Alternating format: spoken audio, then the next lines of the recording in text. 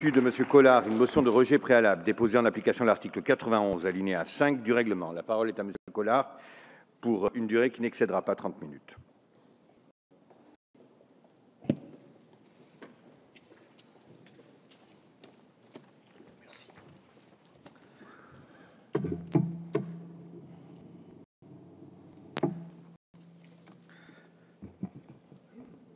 Monsieur le ministre, Monsieur le Président, mes très chers collègues, ma motion de rejet préalable est fondée sur une observation de l'article 39 de la Constitution, lequel renvoie, comme vous le savez, à l'article 8 de la loi organique qui porte le numéro 2009-403 du 15 avril 2009 relative aux justes évaluations des conséquences économiques, financières et sociales, c'est-à-dire des études d'impact jointes à tout projet de loi. Or, il est clair que l'étude d'impact jointe au projet qui nous est fourni est non seulement inexacte, mais lacunaire. Je vais essayer brièvement de le démontrer. Cette motion de rejet se fonde également sur le non-respect de l'article 55 de notre Constitution et de son titre 15, puisque le projet traite de la résolution d'un litige né d'un embargo lui-même inconventionnel, qui n'est pas conventionnel pour parler français. La présente motion a pour objet de mettre en évidence le fait que plusieurs de nos commissions auraient dû être consultées, ce qui n'a pas été le cas et ce qui est fort dommageable du point de vue de l'interrogation démocratique du Parlement. C'est d'abord la commission des finances qui n'a pas été interrogée. Elle n'a pas été interrogée, je vois que mon propos vous embarrasse, qu'il provoque des réactions, ce qui me fait grand plaisir, et j'accepte tout à fait, bien évidemment, vos observations. Elles démontrent que nous pouvons dialoguer, même dans le contradictoire, c'est bien. Alors, je vais essayer de vous expliquer mon point de vue, et puis, bien évidemment, avec la puissance de vote qui est le vôtre dans cette Assemblée, vous le rejetterez. Je pense que la Commission des finances aurait dû examiner et rejeter le volet budgétaire d'une étude d'impact qui a été sérieusement tronqué. Et là, on a affaire à des chiffres qui même peuvent, comme le disait Churchill, mentir, semblent d'une certaine stabilité. Les sommes écrites dans cette étude se limitent à plus de 949 millions d'euros, soit 893 millions correspondant aux sommes avancées par la Russie pour l'achat des 2 VPC et à des dépenses spécifiques qui s'élèvent à plus de 56 millions d'euros pour des dépenses engagées en vue de la formation d'équipage et le développement de matériel spécifique. Il est à noter, c'est un point qui me semble important dans le raisonnement, que les pertes russes sont beaucoup plus élevées avec, entre autres, la navalisation des Lykamov et le réaménagement des quais de la base de Vladivostok. Mais c'est surtout du côté français que la facture va s'alourdir lourdement. Certes, la France, on le sait, a déjà versé plus de 949 millions d'euros à la Banque centrale russe. Bagatelle. Certes, il faut le reconnaître, la France a recouvré la pleine propriété de navires, le Vladivostok et le Sébastopol. Mais, question sans doute inconvenante, comment ces sommes ont-elles été budgétées? Car il n'est pas possible de passer, sauf erreur de ma part, toujours possible, par le budget de l'État. Donc les fonds ont été prélevés sur les dépenses d'équipement de la défense et lui seront restitués avant la fin de l'année 2015. Mais ça ne nous dit pas qui va payer l'addition finale qui sera salée. 57 millions d'euros de dédommagement à la Russie, mais aussi et surtout, et c'est un point sur lequel on peut quand même réfléchir honnêtement, la moins-value sur le prix des reventes des 2 navires, laquelle moins-value dépasserait 300 millions d'euros au vu des propositions de rachat de l'Égypte et de l'Arabie saoudite. Mais cette ardoise sera débudgétisée, car elle sera supportée par l'entreprise DCNS et la COFAS, car la COFAS a assuré 100% des charges sur la vente des 2 BPC à concurrence de 869 millions d'euros. Ça la rend une fruitière des deux navires. Ce dont elle se passerait bien, puisqu'elle a à sa charge les entretiens à quai des deux BPC, soit la bagatelle d'1 million d'euros par mois. 1 million d'euros par mois. Au total, l'ardoise, si je peux me permettre d'employer cette expression, s'élèverait à plus de 1 milliard pour la COFAS, plus de 65 millions d'euros pour DCNS, et sans compter la moins-value sur la revente des deux navires. Une partie de cette ardoise, qui pourrait donc avoisiner les 2 milliards d'euros, serait prise en charge par la Banque publique d'investissement sur fonds d'État. Le solde serait comptabilisé en moins-value sur la restitution de la COFAS. Bref, je crois que c'est clair, cette perte se répercutera inéluctablement sur notre budget 2016.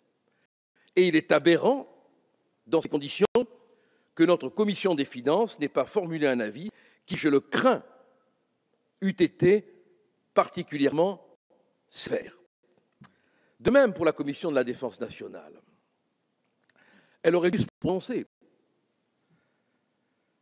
En effet, l'accord sous forme d'échange de lettres évoquait en son article 2 les droits d'usage relatifs au savoir-faire technologique échangé au cours de cette malheureuse affaire.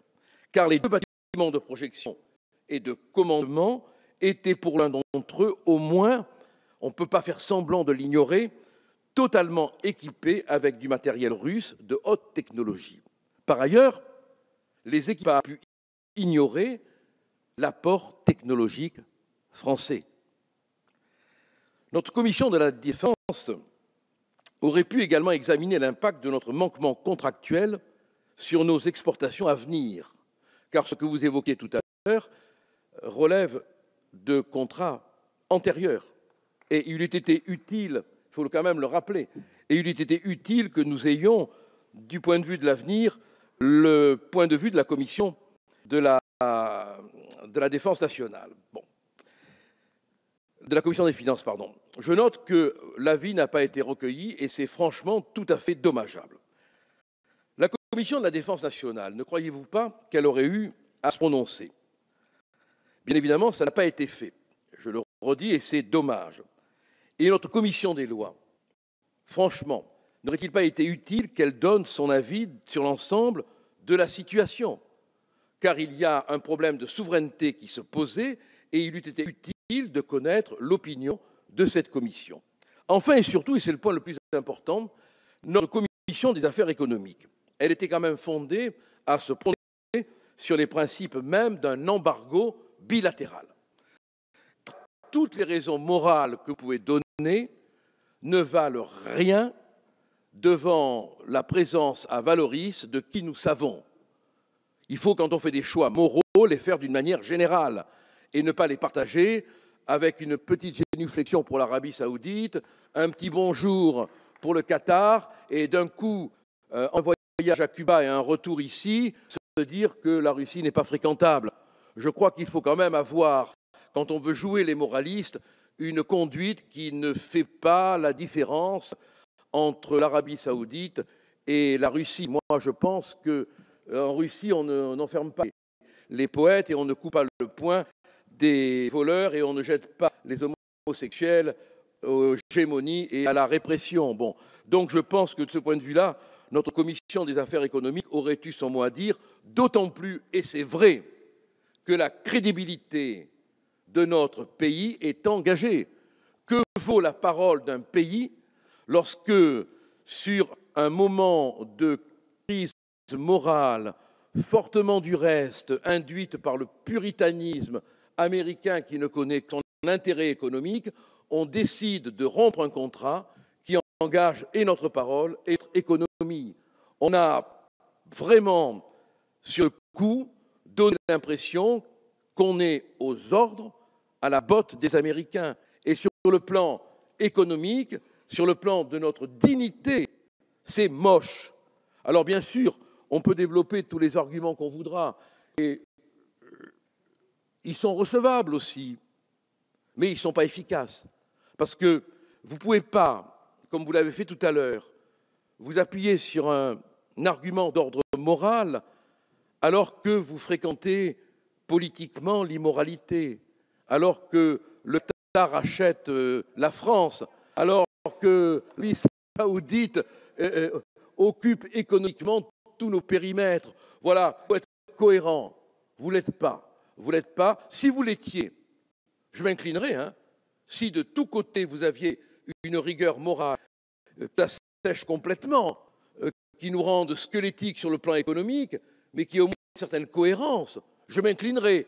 Mais il faut être franchement tout à fait malhonnête sur le plan intellectuel pour dire que c'est la morale qui guide ce comportement économique. Parce que la morale, elle s'applique à tout le monde. Et à ce moment-là, elle devrait s'appliquer à l'Arabie saoudite et au Qatar. Or, elle ne s'y applique pas. Donc cette décision qui a été prise est une décision d'obédience politique, d'obéissance politique aux intérêts américains. Et je pense vraiment que nos commissions auraient dû se prononcer afin qu'on sache quels étaient leurs points de vue.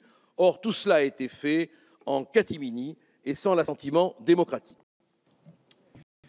Merci. Monsieur le ministre, souhaitez-vous? Madame la présidente? Non plus. Jean-Pierre Dufaux va répondre à Monsieur Collard. Je veux simplement faire remarquer qu'il appartient au président de commission d'évaluer si un texte justifie ou non une saisine pour avis. La Commission des affaires étrangères, comme c'est normal, pour tous les traités et conventions internationales, a été saisie au fond, mais rien n'a dit à une commission de se saisir. Il se trouve d'ailleurs que toutes les questions qu'a soulevées M. Collard ont été examinées par la Commission des affaires étrangères et, comme l'a rappelé notre rapporteur, la Commission des affaires étrangères a approuvé cet accord à l'unanimité des présents. Mais Jean-Pierre Dufaux va répondre de façon beaucoup plus exhaustive à tous les arguments développés par M. Collard. Merci, Madame la présidente. Nous en venons effectivement aux